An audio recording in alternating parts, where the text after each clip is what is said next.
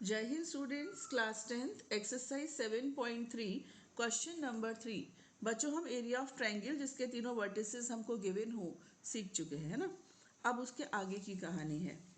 शीर्षों 0, -1, 2, 1 और 0, 3 वाले त्रिभुज की भुजाओं के मध्य बिंदुओं से बनने वाले त्रिभुज का क्षेत्रफल ज्ञात कीजिए। इस क्षेत्रफल का दिए हुए त्रिभुज के क्षेत्रफल के साथ अनुपात ज्ञात कीजिए। Find the area of the triangle formed by joining the mid points of the sides of the triangle whose vertices are 0, -1, 2, 1 and 0, 3.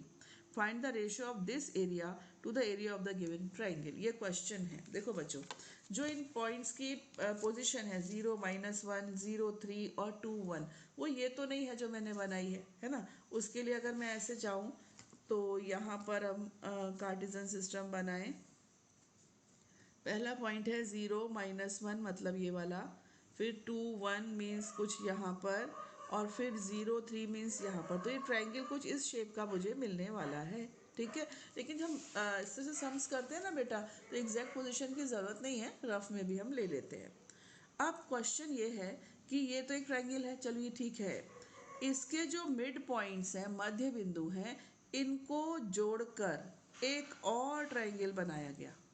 इसके मध्य बिंदुओं को जोड़कर एक और ट्रायंगल बनाया गया। अब ये ए बी सी है, इसको मैं बोल देती हूँ पी क्यू आर, ठीक है। लेकिन चलो ए बी का मध्य बिंदु पी लेना चाहिए था, P Q R no issue, ऐसे ले लिया, ठीक है।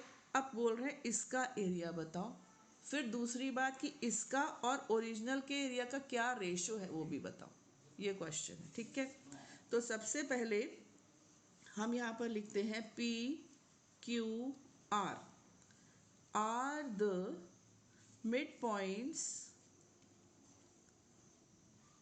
of, बेटा P किसका मिड पॉइंट है? BC का। BC, CA and AB respectively. Hindi में हम क्या लिखेंगे? माना नहीं, सॉरी, ये तो दिया ही है। PQR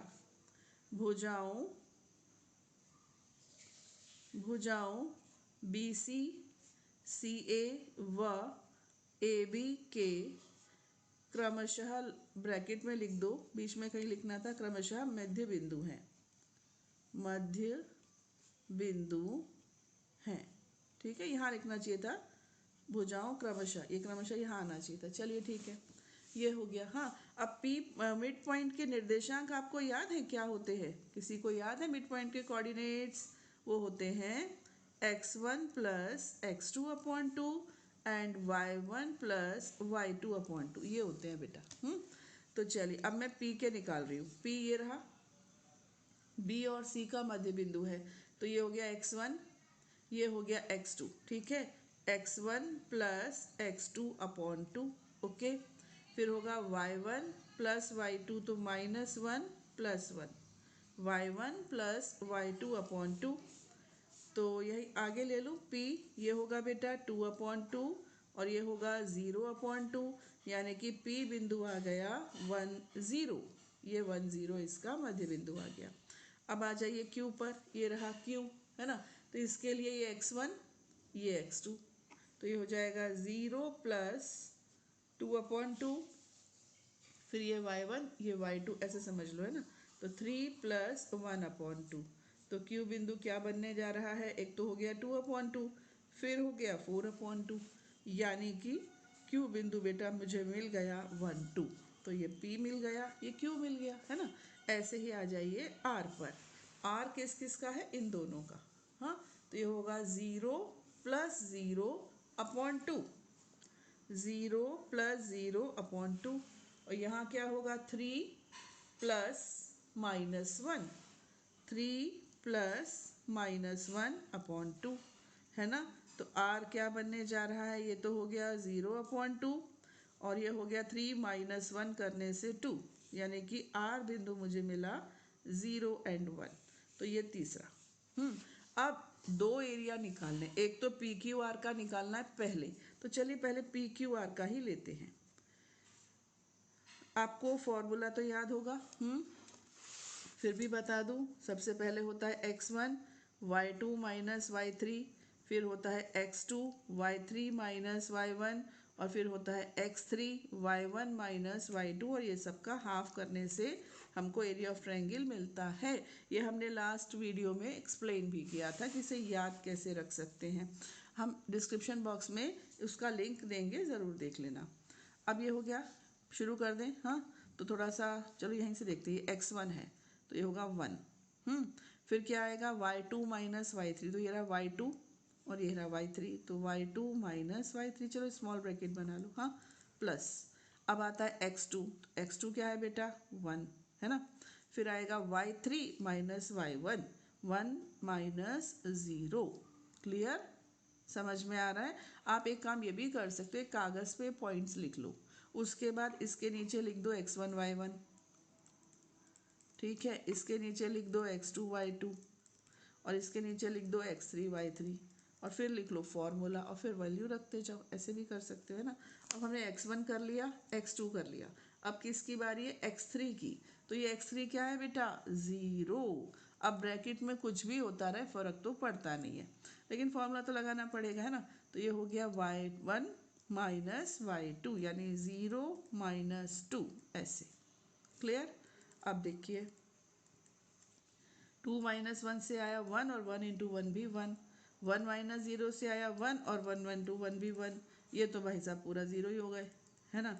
तो फिर ये क्या हो गया 2/2 यानी कि 1 स्क्वायर यूनिट्स। हिंदी वाले लिखेंगे 1 वर्ग इकाई, या फिर कई जगह लिखते हैं वर्ग मात्रक, एक ही बात है बेटा। हाँ, इकाई बोलो चाहे मात्रक। ये हुआ। अभी आधा सवाल हुआ, रेशो भी बताना है। रेशो के लिए हमको किसका चाहिए, एरिया ट्रायंगल ABC, तभी तो रेशो पता चल पाएगा। अब इसका एरिया लेते हैं, फिर वही कहानी x1 वाली फॉर्मूला वाली है ना। तो अब ये a है, देखना बेटा ध्यान से। x1 क्या हुआ 0, 0 हुआ ना। मैं आपका जो क्वेश्चन था इसको सामने रखती हूँ तो जल्दी होगा। ये x1 हो गया 0, तो 0। फिर आएगा क्या y2 माइनस y3 यानी 1 माइनस 3, ऐसे। इसके बाद x2, x2 कितना है बेटा 2 है ना। और फिर यहाँ आएगा y3 माइनस y1 यानी 3 माइनस माइनस 1, तो ये क्या बन जाएगा 3 प्लस 1, ठीक है। इसके बाद ये आता है x3 तो 0 और यहाँ आ जाएगा -1 -1, 1/2। बच्चों सुनो, ये 0 है तो ये तो 0 हो ही गया, कोई इशू ही नहीं है ना। ये कितना हो गया 3 2 6 और ये कितना हो गया ये भी 0 हो गया। ओके, तो 1/2 इंटू 3 करने से ये 3 आ गया। ओके, अब हमको लेना है रेशो। सॉरी बेटा, यहाँ मिस्टेक हो गई अपने से। 3 + 1 कितना होगा 4 और 4 2 8, ये मिस्टेक हुई है, इसको करेक्ट कर लो, ठीक है। 4 2 8, तो ये 8 होगा बेटा है ना। और 8 को 2 से कैंसिल करोगे तो कितना आ जाएगा, ये आ जाएगा 4 स्क्वायर यूनिट्स। Got it. अब हमको रेशो चाहिए, अनुपात। यहाँ ले लेते हैं अनुपात, है ना। अनुपात के लिए हम यहाँ लिखेंगे area of triangle PQR upon area of triangle ABC। तो PQR का एरिया कितना आया था 1 और ABC का कितना आया 4। तो रेशो यानी कि अनुपात, अनुपात क्या कहलाएगा, अनुपात कहलाएगा 1:4। That's all. ये हमारा क्वेश्चन 1 कंप्लीट हो गया। अब बच्चों हम आते हैं क्वेश्चन 3 कंप्लीट हो गया, यानी इस वीडियो का क्वेश्चन 1 था। तो अब बच्चों हम आते हैं क्वेश्चन नंबर 4 पर। ये देखिए क्वेश्चन 4, उस चतुर्भुज का क्षेत्रफल ज्ञात कीजिए जिसके शीर्ष इसी क्रम में -4 -2 -3 -5 3 -2 और 2 3 है। Find the area of that quadrilateral whose vertices are this. ठीक है, तो काफ़ी सिंपल है, बस इसमें एक चीज़ की नॉलेज होनी चाहिए कि हम अगर बड़ी फिगर का एरिया डायरेक्ट ना निकाल पाएँ तो उसको छोटी छोटी फिगर्स में हम ब्रेक ज़रूर कर सकते हैं। तो ये देखिए ये हुआ और यहाँ हुआ ये 2 3। एरिया निकालना है, डायरेक्ट फॉर्मूला तो बेटा है, इसका भी है, लेकिन अभी हमने सीखा नहीं है। तो क्या करो, ऐसे एक डायगोनल बना दो। अब इस डायगोनल की वजह से दो ट्रायंगल बन गए, है ना। तो इसका एरिया निकालेंगे और इसका, इन दोनों को ऐड कर देंगे। इतना सिंपल है ये, है ना। डायरेक्ट नहीं मालूम, कहते हैं ना घी सीधी उंगली से ना निकले तो उंगली टेढ़ी करनी चाहिए। तो यहाँ पर तो हमने चम्मच से निकाल लिया, ठीक है। चलिए यहाँ पर अब आते हैं हम एरिया ऑफ ट्रायंगल ABC पहले लेते हैं, ABC, ठीक है। फॉर्मूला होगा 1/2। अब देखो ABC, ये 3 पॉइंट्स हैं, इनको लेना है। ये हो गया आपका x1, है ना। तो आप लिखोगे -4, फिर ये वाला ब्रैकेट लगा लो, ऐसा वाला, क्योंकि इसमें माइनस आने वाला है ना। तो ये हो गया x1। अब क्या आएगा, y2 - y3, यानी -5 -2, -5 -2, ये पहला हुआ। अब x2 की बारी है, तो x2 कितना है, -3 है, तो ब्रैकेट में लिखो -3। ये स्मॉल ब्रैकेट यहाँ काम आ रहा है, इसलिए मैंने कर्ली लगा दिया। अब ये हो गया x2। अब क्या होगा, -2 -2, ये होगा। अब ये आएगा +3, ये फिर ब्रैकेट लगा दो तो हो जाएगा -2 -5 ऐसे। अब देखिए 1/2, ये हुआ -4 इंटू, बेटा माइनस माइनस प्लस होता है ना। तो -5 + 2 कितना आएगा, -3, -5 + 2 करने से कितना आएगा, -3, है ना। देन प्लस यहाँ पर -3 है, -2 माइनस माइनस प्लस हो गया, तो -2 + 2 से कितना, 0। देन यहाँ पर 3, यहाँ पर -2 और माइनस माइनस प्लस, तो -2 + 5, इससे तो सीधे सीधे 3 आ जाएगा, है ना। अभी देखो 1/2, ये हो गया बेटा 12, ये हो गया 0 और ये हो गया 9, यानी कि 21/2, ये आ गया आपका एरिया ऑफ ट्रायंगल ABC। इसको लिख देंगे स्क्वायर यूनिट्स, यानी वर्ग मात्रा। अब हम लेते हैं area of triangle ACD, okay ना। ACD ऊपर वाला, इसका एरिया लेते हैं 1/2। यहाँ पर भी देखो A है, तो ये x1 y1 माने जाएंगे, तो ये हो गया आपका x1। अब ये ब्रैकेट लगा दो, x1, फिर आएगा y2 - y3, यानी -2 - 3 प्लस, अब x2 क्या है, 3 है, 3, फिर आएगा 3 - -2, 3 - -2, ये भी हो गया, ये भी हो गया। अब इसकी बारी, अब आएगा 2, ठीक है, और कर्ली ब्रैकेट में आएगा -2 -2, तो -2 + 2, ऐसे। क्लियर। आगे बढ़ते हैं, ये हो गया 1/2, फिर ये होगा -4 इंटू -5, -2 -3 जुड़ गए, कितने हो गए, -5 + 3 इंटू, ये माइनस माइनस प्लस, 3 + 2 से हुआ 5, ये 2 और ये 0। 0 हमारी काफ़ी हेल्प कर देता है, नहीं, सवाल को थोड़ा सा इजी बना देता है।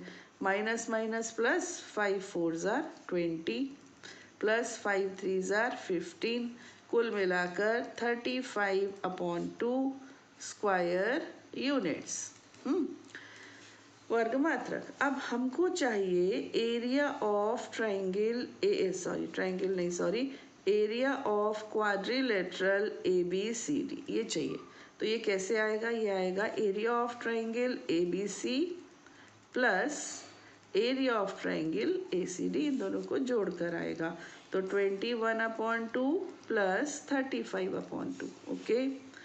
एलसीएम लिया तो 2, 21 + 35 से मुझे दिख रहा है 56, यानी कि 28 स्क्वायर यूनिट्स, ओके। ये हो गया हमारा क्वेश्चन नंबर 4। क्वेश्चन नंबर 5, कक्षा 9 में आपने पढ़ा है कि अध्याय 9 उदाहरण 3 की किसी त्रिभुज की एक मध्यिका उसे बराबर क्षेत्रफलों वाले 2 त्रिभुजों में विभाजित करती है। उस त्रिभुज ABC के लिए इस परिणाम का सत्यापन कीजिए जिसके शीर्ष A 4 - 6, B 3 minus 2 और C 5 2 हो. You have studied in class 9 chapter 3 example 3 that a median of a triangle divides it into two triangles of equal area.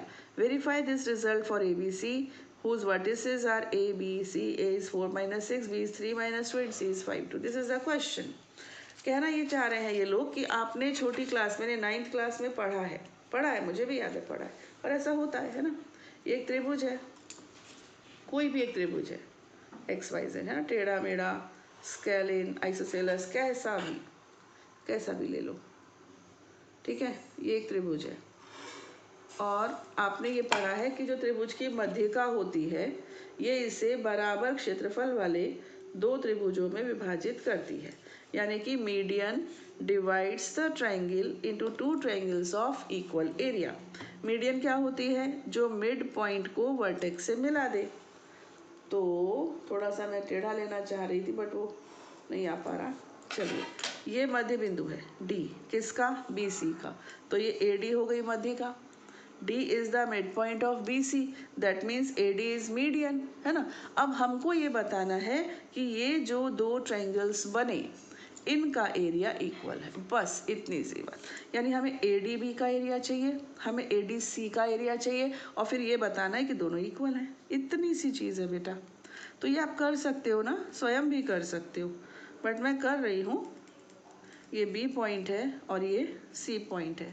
तो सबसे पहले हम D पॉइंट निकालेंगे. कैसे? यहाँ लिखेंगे D is the mid point of BC, है ना. D BC का या भुजा BC का मध्य बिंदु है.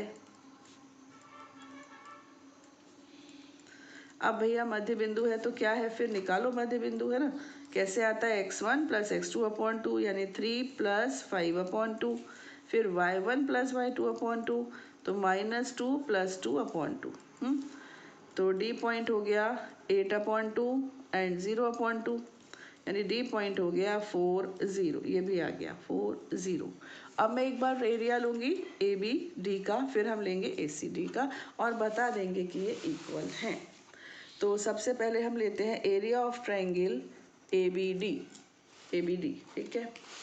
तो मैं यहाँ लिख रही हूँ ABD के जो वर्टिसेस थे ना, बार बार देखने नहीं पड़ेंगे. एक था 4 - 6, फिर था 3 - 2 और फिर था 4 0. ये वर्टिसेस हैं. तो एरिया निकालते हैं. 1/2 सबसे पहले आएगा x1 क्या है? 4. फिर आएगा y2 - y3 यानी -2 - 0, ठीक है, प्लस. अब ये आएगा 3 और फिर ये आएगा 0 - 6 यानी 0 + 6, ओके. फिर आएगा ये 4 और -6 - -2. If I am not wrong ये करेक्ट है. 4 × -2 प्लस 3 × 6 प्लस 4 इंटू, देखो बेटा माइनस माइनस प्लस होता है ना, तो -6 + 2 करने से आपको -4 मिलेगा. ऐसे कर लो, ठीक है. अब देखिए क्या होता है. ये हो गया -8 + 18 और -16, ठीक. 1/2 18 - 24 है ना, तो -6/2 यानी कि -3, ठीक है. अब लिखेंगे area can never be negative. आपने कभी सुना है क्षेत्रफल को ऋणात्मक? आप लिखेंगे क्षेत्रफल कभी भी ऋणात्मक नहीं हो सकता. ऋणात्मक नहीं हो सकता. इसलिए एरिया ऑफ ट्रायंगल ABD जो है वो 3 स्क्वायर यूनिट्स यानी 3 वर्ग मात्रक माना जाएगा. अब आ जाइए अपना क्वेश्चन. ट्रायंगल जो है ADC लिया जाए. ADC इसका भी 3 ही आना चाहिए ना. पॉइंट्स में यहाँ लिख लूँ बेटा. एक है 4 - 6, फिर है 4 0 और फिर है 5 2. ये है. अब निकालते हैं. तो एरिया निकालते हैं 1/2 है ना। पहले आएगा 4, फिर आएगा 0 -2। थोड़ा सा फास्ट कर रही हूँ मैं क्योंकि अब पुरानी चीज़ हो गई, कितनी बार हमने कर लिया है ना। 4 के बाद फिर से 4, अगेन 4, यहाँ आएगा आपका 2 -6 ऐसे आएगा। देन प्लस, अब बारी है 5 की, ये हो जाएगा -6 -2, नो -6 -0 ऐसे। अब ये हो गया 1/2, बेटा ये होगा -8 है ना, देखो ना -2 और 4 -8। अब ये देखो माइनस माइनस प्लस 8, 6 और 2 जुड़ गए तो 8, 8 4 जार 32 और यहाँ पर 5 6 जार 30। देखिए भाई क्या हुआ, 1/2 32 और ये दोनों जुड़कर 38 हो गए, तो 32 -38 यानी कि -6/2, यहाँ भी -3। फिर ये पूरी कहानी यहाँ भी लिखेंगे, area can never be negative, कभी भी किसी का क्षेत्रफल ऋणात्मक नहीं हो सकता, इसलिए एरिया ऑफ ट्रायंगल एडीसी भी 3 स्क्वायर यूनिट्स ही माना जाएगा। तो एडीसी भी 3 और एबीडी भी 3। ओके, अब इस चीज़ को हम एंड में लिखेंगे, देयरफॉर, सुनना ज़रा ध्यान से, हाँ, therefore we can say that the median of a triangle divides it into two triangles of equal area। Okay, Hindi वाले लिखेंगे, अतः हम ये कह सकते हैं कि किसी भी त्रिभुज की मध्यिका त्रिभुज को 2 बराबर क्षेत्रफल वाले त्रिभुजों में विभाजित करती है। ठीक है, बस इतना सा सेंटेंस लिख देंगे और हमारी एक्सरसाइज 7.3 समाप्त हो जाएगी। ये भी कह सकते हैं कि चैप्टर, क्योंकि अब जो आ रही है ना 7.4 बेटा, वो रिव्यू एक्सरसाइज है, यानी कि सब पूरे 7.3 तक जो हम पढ़ चुके हैं उसका रिविजन वो भी करेंगे। तब तक खुश रहिए, पढ़ते रहिए और पढ़ते रहिए। जय हिंद।